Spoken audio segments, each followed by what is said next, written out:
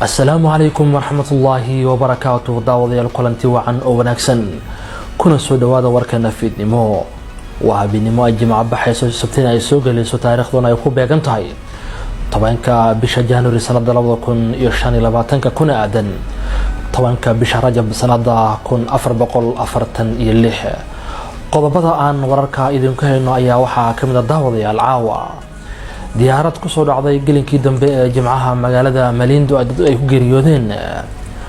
magaalada Lamu ee gobolka xeebta ee dalkan Kenya oo maalinta bariya ay ka dhici doonto munaasabad ballaaran oo lagu caleemo saarayo hogaamiyaha Soomaalida ee deegaankaasi Lamu. wasiirka gaashaandhigga ee Soomaaliya iyo wasiirka gaashaandhigga ee wadanka Masar oo kulan ku yeeshay magaalada Qaahira ee dalkaasi Masar kana hadlay arrimo ay kamid yihiin ciidamada ay dawladda Masar soo diri doonto Soomaaliya. gobolka California ee dalkaasi Mareykanka ayaa deegaanada hoos yimaada Los Angeles waxaa sii kordhaya khasaaraha xooggan ee dabka halkaasi ka kacay uu dhalinayo. qodobadaas iyo kuwa kale ayaa daawadayaal waxay yihiin wararka aan idin hayno ee u diyaar garooba warkaasi oo faahfaahsan goordhow.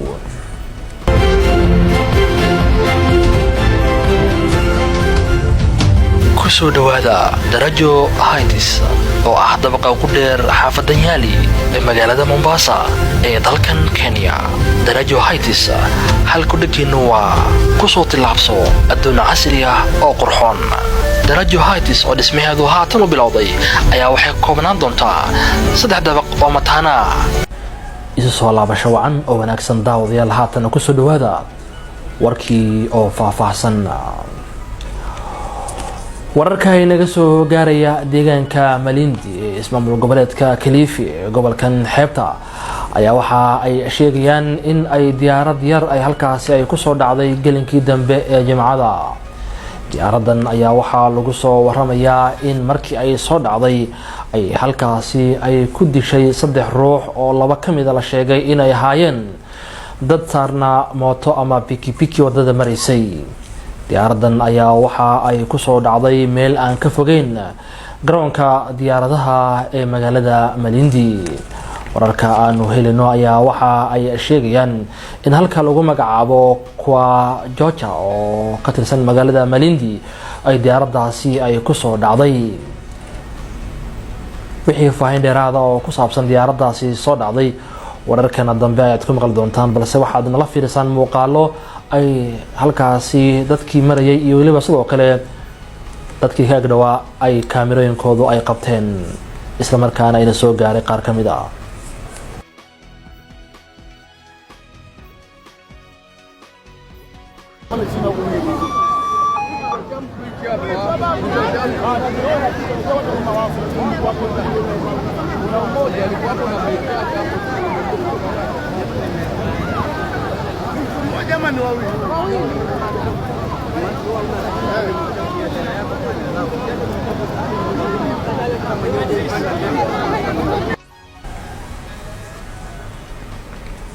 sidaan horeba idinku sheegay warkaasi wixii ka soo kordha wararkeena dambe ayaa daawadayaal kula socon doontaan.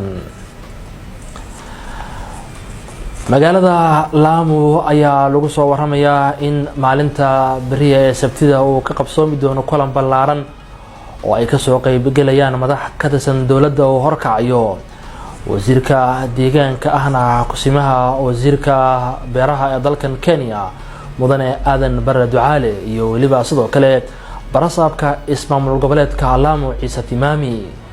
munaasabada ayaa waxaa la filayaa in lagu caleemo saari doono hogaamiyaha Soomaalida ee deegaankaasi Lamu oo loo caleemo saarayo Sultan Kalmey Maxamed Xareeda. munaasabada ayaa waxaa ka qayb galaya dad badan oo ka kala imaanaya gobolka Waqooyi Bari, gaar ahaan ismaamulada saddexda ee gobolka Waqooyi Bari madax ka socota iyo waliba sidoo kale magaalooyinka waaweyn ee dalkan Kenya sida caasimadda Nairobi, magaalada Mombasa iyo waliba sidoo kale magaalooyin kale. munaasabadan ayaa waxaa loola gol leeyahay in markaasi Soomaalida ku nool deegaanka ismaamul goboleedka Lamu ay markaasi hoggaan ay yeeshaan isla markaana sidoo kale ay isku xirnaansho ay yeeshaan maamulka deegaankaasi Lamu. dad badan oo Soomaaliya ayaa waxay ku nool yihiin deegaanka ismaamul goboleedka Lamu oo sidoo kale xuduud la leh ismaamul goboleedka Gaarisa gaar ahaan deegaanka Ijara.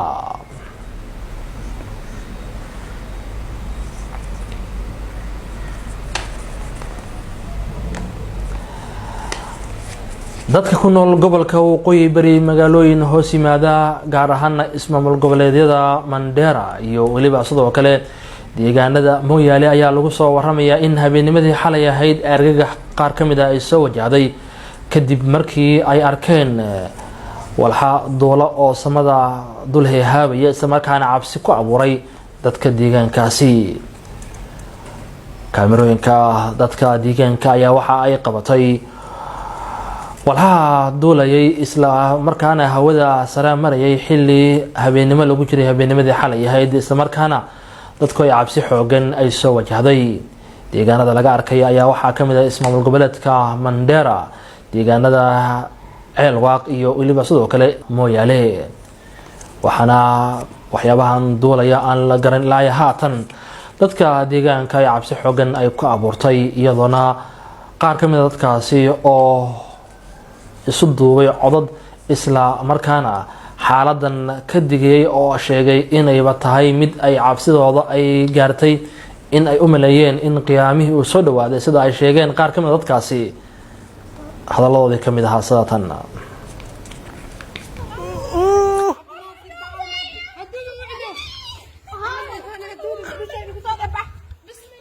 inna lillahi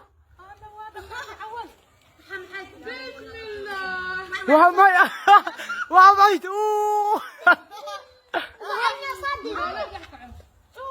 نيو دب كاسا دينا توبيا كاي مادين دب سعودو الله نيو دينا توبيا كاي مادين مويل سو كورمري منديرا سو كورمري عيلو سو كورمري دينا سيلو دينا ما سيلو ما دينا انا كتلو كورمري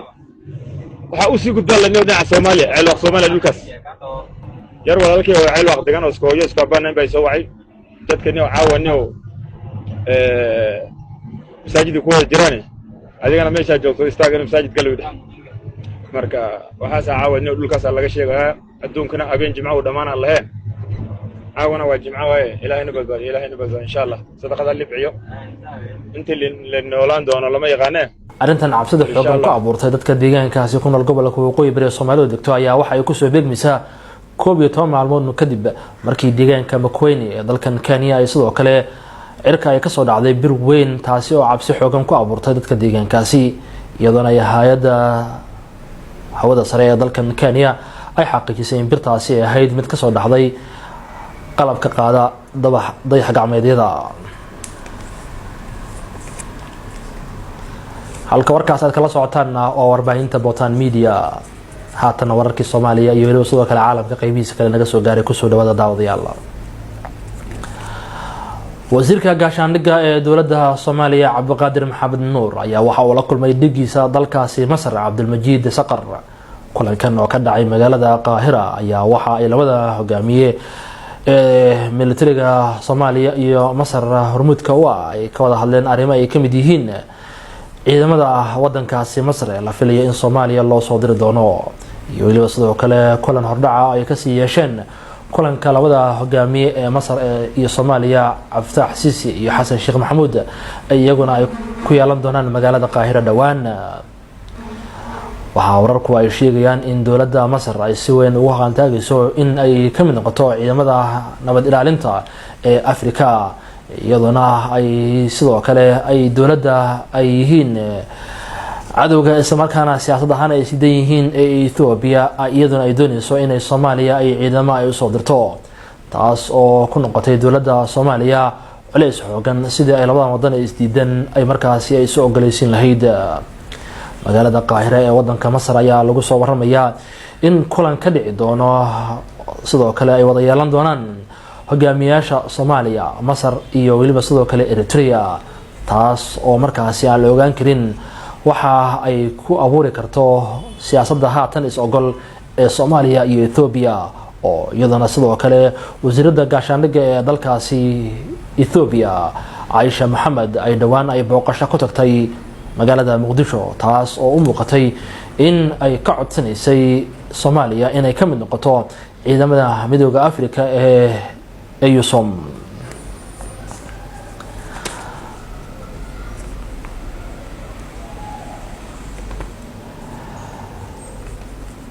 dowladda Mareykanka ayaa lagu soo waramayaa tilaabada ay dhawaan ay qaaday ay ku joojinayso taageerada ay siin jirtay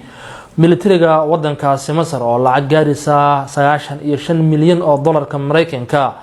laga jari doono dalkaasi Masar ciidamadeeda isla markaana loo weecin doono dhinaca iyo wadanka Lebanon ayaa waxa ay noqotay arrin weyn oo si weyn ay dowladda Masar ay wadnaha farta ugu hayso isla markaana cabsi xoogan ku abuurtay tilaabada ay dowladda Mareykanku ay qaaday iyadoona sidoo kale haatan sida muuqanaysa dowladda wadankaasi Mareykanka ay lacagahaasi ugu weecinayso dhinaca iyo Lebanon oo taliyihii markaasi ciidamada dalkaasi maalintii shalay ahayd loo doortay inuu noqdo madaxweynaha wadankaasi Lebanon Joseph Aouni. dowladda Masar oo militarigeedu ay ka heli jireen taageero xoogan Mareykanka ayaa waxa lagu eedeeyay in ay xadgudub dhinaca bini'aadantinimada ay ku kacday isla markaana waxa haatan sida muuqanaysa ay Masar ay doonaysaa in ay sidoo kale ciidamadeeda ay helaan badal iyo sidoo kale meelaha lacagahaas ay ka soo gali karaan taas oo sida muuqanaysa ay doonayso isla markaana si xoogan ugu dadaalayso in ciidamada fara badan laguna qiyaasay ilaa 10,000 askari oo ciidamada ka tirsan ee Soomaaliya u dirto si ay u hesho dhaqaalaha markaasi Afrika iyo qaramada midoobay ay ku bixinayaan dhinaca ciidamada nabad ilaalinta ee Soomaaliya ee la ansixiyay isla markaana dhaqan galay 1 bishan aan ku jirnay January. magaalada Kampala ee dalkaasi Uganda ayaa waxa ka soconaya shir ay leeyihiin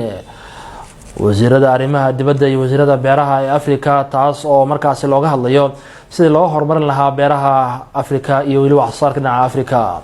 kulankan ayaa waxa uu yahay kulan ay leeyihiin midowga Afrika iyadoona diiradda inta uu socdo lagu saarayo sidii loo kor loogu qaadi lahaa dhinaca wax soo saarka Afrika dhinaca beeraha.